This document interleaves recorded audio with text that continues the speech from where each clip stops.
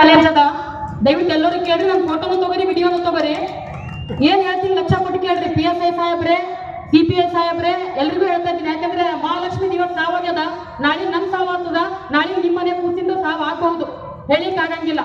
ಯಾಕಂತಂದ್ರ ಏನು police department ಅವರು ಯಾವ ಮಹಾಲಕ್ಷ್ಮಿ 14 ವರ್ಷ ಅಂತ ತಾವೇನು ವಯಸ್ಸನ್ನು ಮೆನ್ಷನ್ ಮಾಡಿದ್ದೀರಿ ಆ ಹುಡುಗಿದು, ಆದ್ರೆ ಆ ನಾಮರ್ದ ಮೆಹಬೂಬನ ವಯಸ್ಸನ್ನು ತಾವು ಪೊಲೀಸ್ ದಾಖಲೆಯಲ್ಲಿ ತಾವು ಸ್ಪಷ್ಟಪಡಿಸಲಿಕ್ಕೆ ನೀವು ಹಿಂದೇಟು ಹಾಕಿದ್ದೀರಿ. ನಿಮಗೆ ಮೊದಲು ಈ ವೇದಿಕೆ ಪರವಾಗಿ ನಾನು ಚೀಮಾರಿಯನ್ನು ಹಾಕ್ಲಿಕ್ಕೆ ಇಷ್ಟಪಡ್ತೇನೆ. ಮಕ್ಕಳು ಹಡಿಯೋದು ಬ್ಯಾನಿ ಏನಂತ ಹೆತ್ತವರಿಗೆ ಗೊತ್ತಿರ್ತದ, ಹಡಿಲಾರ್ದವರಿಗೆ ಏನ್ರಿ ಗೊತ್ತಿರ್ತದ? ಯಾಕಂದ್ರೆ ಒಂದು ತಾಯಿ ಇವತ್ತು ಇಷ್ಟು ಜನರ ಮಧ್ಯೆ ಬಂದು ಸೆರಗು ಮುಚ್ಚಿಕೊಂಡಕ್ಕೆ ಎಳ್ಲಿಕತ್ತಾಳ, ಇವತ್ತು ನ್ಯಾಯಕ್ಕಾಗಿ ಬೇಡ್ಲಿಕತ್ತಾಳ ಅಂತಂದ್ರ ಆ ತಾಯಿ ಮನಸ್ಸು ಎಷ್ಟು ನೊಂದಿರ್ಬೇಕು, ಆ ತಂದೆ ಮನಸ್ಸು ಎಷ್ಟು ನೊಂದಿರ್ಬೇಕು ಅನ್ನೋದನ್ನು ನಾವೆಲ್ಲ ಕೂಡ ವಿಚಾರ ಮಾಡ್ಬೇಕಾಗ್ಯದ.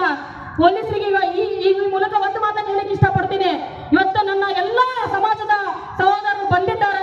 ಅಣ್ಣಂದ್ರೆ ತಪ್ಪು ತಿಳ್ಕೊಬೇಡ್ರಿ, ತಮ್ಮಂದ್ರೆ ತಪ್ಪು ತಿಳ್ಕೊಬೇಡ್ರಿ.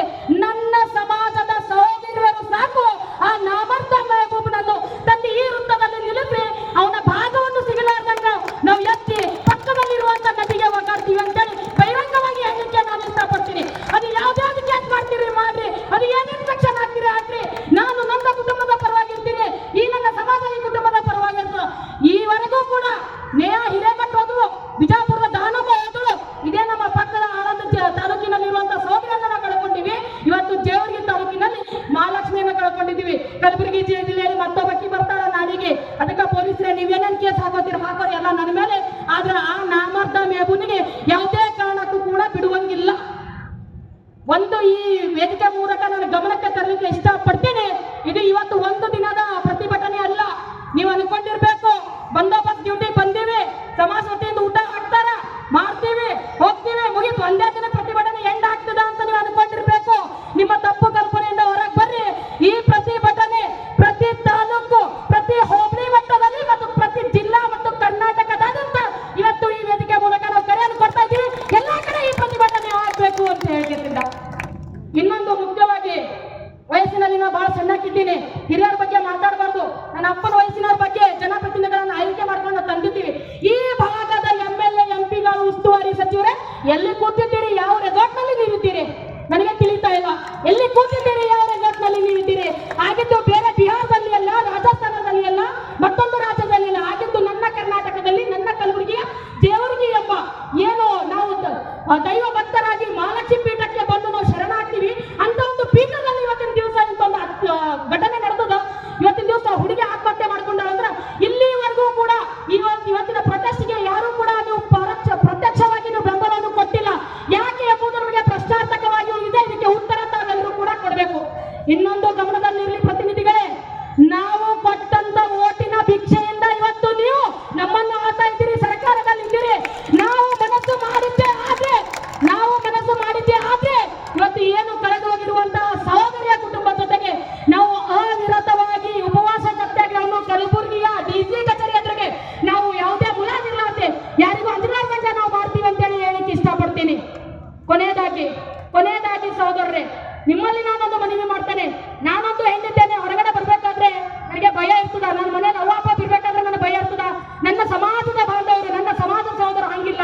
ಯಾವ್ದಾದ್ರು ಹುಡುಗಿ ಚುಡಾಯಿಸ್ತಿದ್ರೆ, ಯಾವ್ದಾದ್ರು ಹುಡುಗಿಯನ್ನ ಯಾರಾದ್ರೂ ಗೇಲಿ ಮಾಡ್ತಿದ್ರೆ, ಅಪಹಾಸ್ಯ ಮಾಡ್ತಿದ್ರೆ ನೀವು ಅವ್ರ ಬೆಂಬಲಕ್ಕೆ ನಿಲ್ತೀರಿ, ನನ್ನ ಸಮಾಜದ ಅಣ್ಣ ತಗೊಂಡಿರು ನೀವು ಅಂತೇಳಿ ನಾನು ಬಹಳ ಅಭಿಮಾನದಿಂದ ಈ ಮಾತನ್ನು ಹೇಳಕ್ಕೆ ಇಷ್ಟಪಡ್ತೇನೆ. ಕೊನೆಯದಾಗಿ ಒಂದು ಮಾತನ್ನು ನಾನು ಹೇಳ್ತೀನಿ, ಏನು ಅಂತಂದ್ರೆ ಈ ಒಂದು ಪ್ರತಿಭಟನೆ ಮೂಲಕ ನಾವೊಂದು ಕಲಬುರಗಿ ನಗರದಲ್ಲಿ ಎಲ್ಲಾ ಹಿಂದೂ ಪರ ಸಂಘಟನೆಗಳು, ಕನ್ನಡ ಪರ ಸಂಘಟನೆಗಳು, ವೀರಶೈವ ಲಿಂಗಾಯತ ಮಹಾಸಭಾ ಮತ್ತು ಎಲ್ಲ NGOಗಳಿಂದ ಈ ಕೂಡಲೇ ತಪ್ಪಿತಸ್ಥರಿಗೆ ಶಿಕ್ಷೆ ಆಗಿಲ್ಲ ಎನ್ನುವುದಾದರೆ ಬರುವಂತ ದಿನಗಳಲ್ಲಿ ನಾಮರ್ಥ ಸರ್ಕಾರ ಎಂಬ ಒಂದು ಹ್ಯಾಶ್ಟ್ಯಾಗ್ ಅಭಿಯಾನ ಪ್ರಾರಂಭ ಮಾಡಿ ಇಡೀ ಜಿಲ್ಲೆಯಾದ್ಯಂತ, ಕರ್ನಾಟಕದಂತ, ಭಾರತ ದೇಶಾದ್ಯಂತ ಈ ಒಂದು ಸರ್ಕಾರವನ್ನು ಉಗಿಯುವಂತ ಕೆಲಸ ನಾವು ಮಾಡ್ಬೇಕಾಗ್ತದಂತ ಎಚ್ಚರಿಕೆಯನ್ನ ನೀಡ್ತಾ, ಇವತ್ತು ಏನು ಈ ಪ್ರೊಟೆಸ್ಟ್ಗೆ ಬಂದು ಆಗಮಿಸಿ ತಾವೆಲ್ಲ ಕೂಡ ಸಹಕಾರ ನೀಡಿದ್ರೆ ಅಣ್ಣಂದ್ರೆ ನಿಮ್ಮನ್ನು ನಾನು ತಲೆಬಾಗಿ ಮನವಿಯನ್ನು ಮಾಡ್ತೇನೆ. ದಯವಿಟ್ಟು ಯಾವುದೇ ಕಾರಣಕ್ಕೂ ಈ ಒಂದು ಪ್ರೊಟೆಸ್ಟ್ ಇಲ್ಲಿಗೆ ನಿಲ್ಬಾರ್ದು. ಮಹಾಲಕ್ಷ್ಮಿಯ ಸಾವೇ ಇವತ್ತಿನ ದಿವಸ ಕೊನೆ ಆಗ್ಬೇಕು, ಅಂತ್ಯ ಆಗ್ಬೇಕು. ಬರುವಂತ ದಿನಗಳಿಂದ ಯಾವುದೇ ಘಟನೆಗೂ ನಾವು ಸೇರುವಂತದ್ದಾಗಬಹುದು, ಜಾತ್ರೆಗೂ ಮದುವೆಗೆ ಸೇರುವಂತ ಕೆಲಸಗಳಾಗಲಿ ಅಂತ ನಾನು ಕೇಳಿಕ್ಕೆ ಇಷ್ಟಪಡ್ತೀನಿ. ಏನು ಮಹಾಲಕ್ಷ್ಮಿಯ ತಾಯಿಯವರು ಬಂದಿದ್ದಾರೆ, ಅವರಿಗೆ ನಾವು ಈ ಒಂದು ಸಮಾಜದ ಪರವಾಗಿ ನಾನು ತಲೆಬಾಗಿ ಎಲ್ಲರ ಪರವಾಗಿ ಕ್ಷಮೆಯನ್ನು ಕೇಳಕ್ಕೆ ಇಷ್ಟಪಡ್ತೀನಿ ತಾಯಿ. ಯಾಕಂತಂದ್ರೆ ನಿಮ್ಮ ಕಣ್ಣೀರಿನ ಜೊತೆಗೆ ನಾವು ಇದ್ದೀವಿ ಅಷ್ಟೇ, ಆದ್ರೆ ಆ ಮಗುವನ್ನು ತಂದ್ಕೊಡುವಂತ ಕೆಲಸ ನಮ್ಮಿಂದ ನಿಜಕ್ಕೂ ಕೂಡ ಮಾಡ್ಲಿಕ್ಕೆ ಆಗಂಗಿಲ್ಲ. ಯಾಕಂದ್ರೆ ನಾನು ಕೂಡ ಹೆಣ್ಣಿದ್ದೀನಿ, ನನ್ನ ಮನೆಯಿಂದ ಬರ್ಬೇಕಾದ್ರೆ ನನ್ನ ತಾಯಿ 10 ಸರಿ ಕೇಳ್ತಾರೆ ಯಾವಾಗ ಮನೆ ಬರ್ತೀವಿ ಅಂತ ಹೇಳಿ. ಒಂದು ಪೆನ್ನನ್ನು ಕಳ್ಕೊಂಡ್ರೆ 5 ನಿಮಿಷ ಹುಡುಕ್ತೀವಿ, ಮೊಬೈಲ್ ಅನ್ನು ಕಳ್ಕೊಂಡ್ರೆ 2 ದಿನ ಹುಡುಕ್ತೀವಿ. ತಾಯಿ ತನ್ನ ಕೂಸನ್ನು ಕಳ್ಕೊಂಡಿದ್ದಾಳೆ, ಜೀವನ ಪರ್ಯಂತ ಕಣ್ಣೀರು ಸುರಿಸ್ಬೇಕಾಗ್ತದ. ಅದಕ್ಕೆ ನಾವೆಲ್ಲರೂ ಕೂಡ ಅವರಿಗೆ ಬಲವಾಗಿ ಶಕ್ತಿಯಾಗಿ ನಮ್ಮ ಸಮಾಜ ಅಷ್ಟೇ ಅಲ್ಲ, ಉಳಿದ ಸಮಾಜದ ಎಲ್ಲ ಮುಖಂಡರು ಎಲ್ಲ ತಾಯಂದ್ರು ಕೂಡ ಅವ್ರ ಜೊತೆಗೆ ನಾವು ನಿಂತುಕೊಂಡು ಈ ಮಹಾಲಕ್ಷ್ಮಿಗೆ ಯಾರು ಆ ಮೆಹಬೂಬ್ ಎಮ್ನೋದು ಏನು ಅಪರಾಧಿ ಇವತ್ತಿನ ದಿವಸ ಅವರಿಗೆ ಕಿರುಕುಳ ಕೊಟ್ಟು ಆತ್ಮಹತ್ಯೆಗೆ ಕಾರಣನಾಗಿದ್ದಾರ, ಅವರಿಗೆ ಗಲ್ಲು ಶಿಕ್ಷೆ ಅಂತ ಒಂದು ಕಾನೂನಿನ ಮೂಲಕ ಅವರಿಗೆ ಶಿಕ್ಷೆ ಆಗ್ಬೇಕು. ಯಾವಾಗ್ಲೂ ಕೂಡ ನಾವು ಕಲಬುರಗಿನ ಪ್ರತಿಭಟನೆ ಮಾಡ್ಬೇಕಾದ್ರೆ ಹೇಳ್ತಾ ಇರ್ತೀವಿ ಏನು ಅಂತಂದ್ರೆ ಶೂಟ್ ಎಕ್ಸೈಟ್ ಎಂಬ ಕಾನೂನನ್ನು ತರಬೇಕು. ಯಾವ ಅಪರಾಧಿ ಜಾಗದಲ್ಲಿ ಸಿಗ್ತಾನ ಅದೇ ಜಾಗದಲ್ಲಿ ಎನ್ಕೌಂಟರ್ ಮಾಡಬೇಕು, ಅದೇ ಜಾಗದಲ್ಲಿ ಶೂಟ್ ಎಕ್ಸೈಟ್ ಮಾಡಬೇಕು. ಅದಕ್ಕೆ ನಮ್ಮೆಲ್ಲರ ಬೆಂಬಲ ಇರ್ತದ ತಾಯಿ, ನೀವು ನಂಬಿಕೋಬೇಡ್ರಿ, ನಾವೆಲ್ಲ ಕೂಡ ನಿಮ್ಮ ಮಕ್ಕಳಿದ್ದೀವಿ.